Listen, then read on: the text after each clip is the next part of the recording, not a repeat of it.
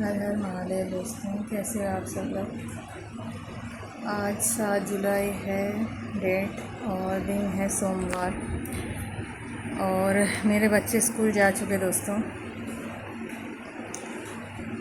कल से मैंने डेली का जो रूटीन होता है हमारा, उसका ब्लॉग बनाना स्टार्ट ही किया था कि शाम तक मेरे दिल से आवाज़ आई नहीं बनाना है। उसका भी कारण है दोस्तों, मैं दिन भर मेडिटेशन भी मेरा चलता रहता है, भक्ति के गाने चलते हैं और बॉलीवुड म्यूज़िक हो गया, जो भी मैं म्यूज़िक ज़्यादा सुनना पसंद करती हूँ। म्यूज़िक सुनते सुनते ही मैं घर के काम करती हूँ।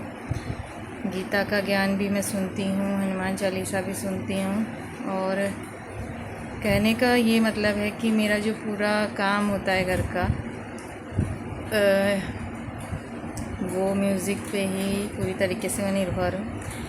तो कल क्या हो रहा था, अगर मैं कुछ भी शूट कर रही थी, कुछ भी वीडियो क्लिप में बना रही थी काम का, अपना डेली रूटीन का, बार बार मुझे म्यूज़िक अपना बंद करना पड़ रहा था। और दिन तक, सुबह तक तो ठीक टाइम गया, जब शाम हुई तो मुझे लगा कुछ खालीपन है लाइफ में। और जबकि मैं कल 3-4 बार वॉक करने भी गई, थोड़ा सा रील वगैरह बनाने के लिए। तो कुल मिला के ये कहने का तात्पर्य है कि म्यूज़िक के बिना मेरी लाइफ इनकम्प्लीट है और भगवान के जो भजन वगैरह हैं उनके बिना तो बिल्कुल ही इनकम्प्लीट दोस्तों लाइफ है। सारी दुनिया एक तरफ, म्यूज़िक एक तरफ और भजन वगैरह एक तरफ, मेडिटेशन एक तरफ। तो मैंने सोचा कि वीडियो तो चलिए उतने टाइम का मैं बना लूँगी, कब जब मुझे लगेगा कि मेरा फुल मेडिटेशन हो गया, माइंड एकदम रिलैक्स हो गया है, जग में बैरी कोई नहीं, जो मन शीतल होए। तो सबसे पहले मेडिटेशन का यही मतलब होता है कि अपने दिमाग को शांत करना, चाहे परिस्थिति कैसी भी हो, कैसे भी नेगेटिव लोगों के बीच आप रह रहे हो, अगर आपने अपने दिमाग को शांत कर दिया है, स्थिर कर दिया है, तो चीज़ों का असर आप पे ज़्यादा नहीं पड़ेगा और आपको कितनी भी बुरी परिस्थिति में ये समझ में आएगा कि इस सिचुएशन से बाहर कैसे निकलना है। तो जल्दी बात कंप्लीट करूं, बहुत सारी बातें हैं दोस्तों। मैं लाइव चली जाती मगर घर के अंदर नेटवर्क नहीं आता और बाहर आवाज़ें आती हैं, तो इस वजह से मैंने सोचा कि वीडियो बनाते हैं। तो कल पूरे दिन का मैंने वीडियो बनाया, उसको अभी मैंने अपलोड नहीं किया क्योंकि चेक करना है, वो जब होगा तब होगा या नहीं होगा, कोई बात नहीं। सबसे ज़रूरी है कि हम भगवान से कैसे कनेक्ट हो पा रहे हैं। पूरी सृष्टि को चलाने वाला मालिक अगर हमारे साथ है दोस्तों, तो कुछ भी फ़र्क नहीं पड़ता कि लाइफ में क्या चीज़ें हैं, क्या चीज़ें नहीं हैं। और मैं सबसे ज़्यादा अपनी लाइफ में जो महत्व देती हूँ, ईश्वर को ही देती हूँ। मेरे माता, मेरे पिता, मेरे दोस्त, मेरे भाई बहन, सभी रिश्तों का जो मैंने प्यार देखा है वो ईश्वर से ही मुझे मिला है। वाकई में ये से फील करने वाली बात है। और लाइफ में जब भी आपको लगे कि हाँ चीज़ों का जवाब नहीं मिल रहा, आप पूरी तरीके से अपने को एकदम ध्यान में मग्न कर लो। ध्यान का मतलब एक गृहस्थ के लिए ये नहीं है कि सब काम छोड़ के बैठ जाना है। हमें घर के काम के साथ साथ अपने जो भी जिम्मेदारियाँ, उनके साथ साथ ही भगवान को सुनना है, क्योंकि हम गृहस्थ आश्रम में दोस्तों, हमने नहीं त्यागा है इस जीवन को, इस गृहस्थ जीवन में ही चल रहे हैं। तो भगवान को ज़रूर लेके चलें, बहुत एक खुशी मिलती है। और कल मेरे बेटे का बर्थडे था 6 जुलाई को, तो मैंने पूरा वीडियो बनाया। शाम होते मुझे थोड़ा सा उदासीन सा लगा। उसका कारण यही था कि दिन भर कल वीडियो ही बनाती रह गई, छोटी क्लिप, जिसके चक्कर में मैं भगवान को समय नहीं दे पाई और शाम को मेरी खुशी गायब हो गई थी।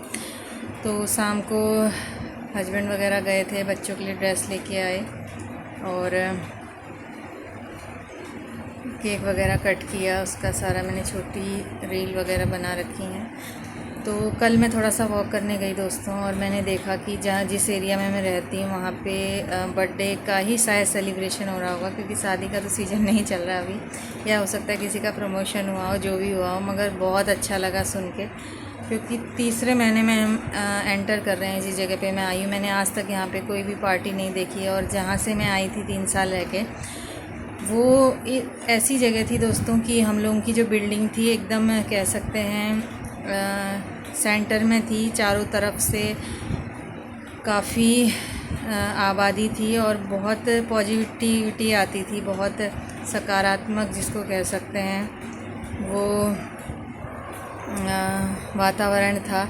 और अक्सर हमें जो पार्टीज़ वगैरह होती हैं उनकी आवाज़ें घर पे बैठे बैठे ही सुनने को मिलती थी, लोग एंजॉय करते थे, तो हम भी सुन के खुश होते थे। तो बहुत अच्छी जगह से दोस्तों इस मामले में हम कह सकते हैं कि हमारा शाम का वक्त बहुत ही अच्छा बेहतरीन बीतता था। और तो वो चीज़ें भी थोड़ी बहुत यहाँ पे मिस हो रही थी।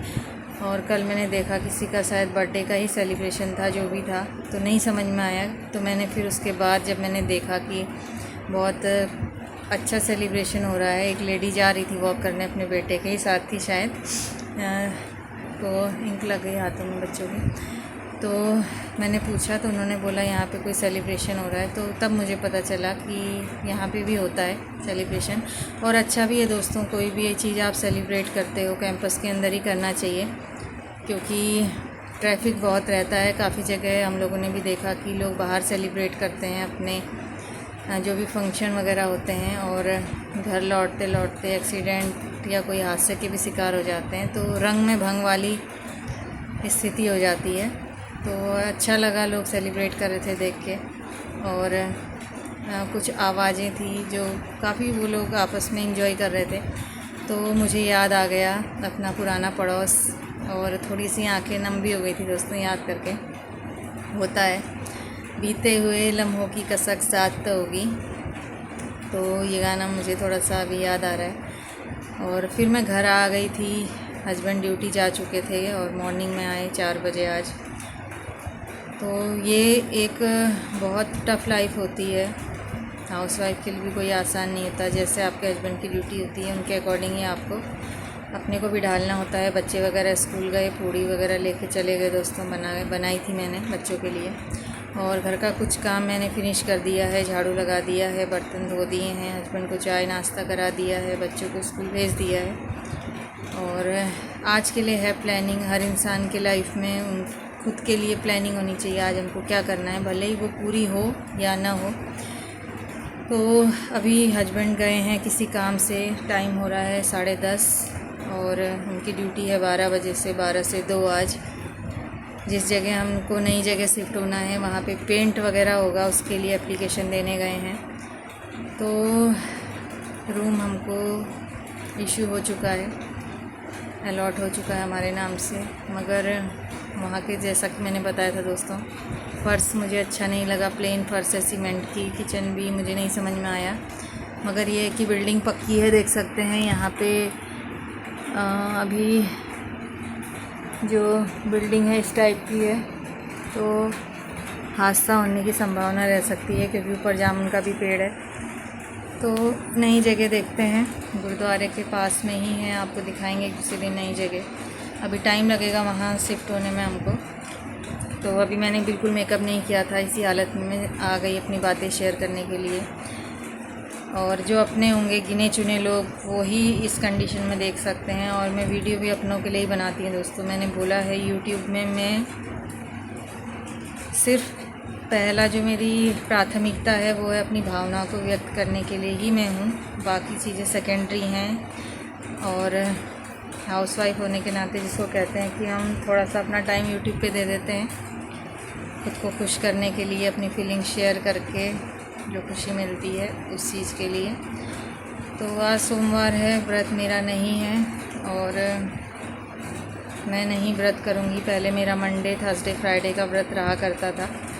तो आपके घरों में जिसके भी व्रत हों दोस्तों, महिलाओं के हों, तो उनको थोड़ा सा आप लोग ध्यान दिया करें, क्योंकि एक लेडी अगर व्रत करती है तो ये हस्बैंड के लिए व्रत होता है और भूखी रह के पूरे परिवार के लिए खाना बनाती है। तो आप लोगों की भी ड्यूटी होती है कि कोई भूखा रह के आपके लिए खाना बना रहा है तो उनको भी पूछ लें कि आपने चाय पी, नहीं पी, कैसी तबीयत है, और थोड़ी सी हेल्प के लिए आप पूछ सकते हो। बस प्यार ही काफ़ी होता है और खाने का महत्व नहीं है, भूख से महत्व नहीं है। बात होती है सिर्फ केयर करने की, सम्मान देने की, प्यार की।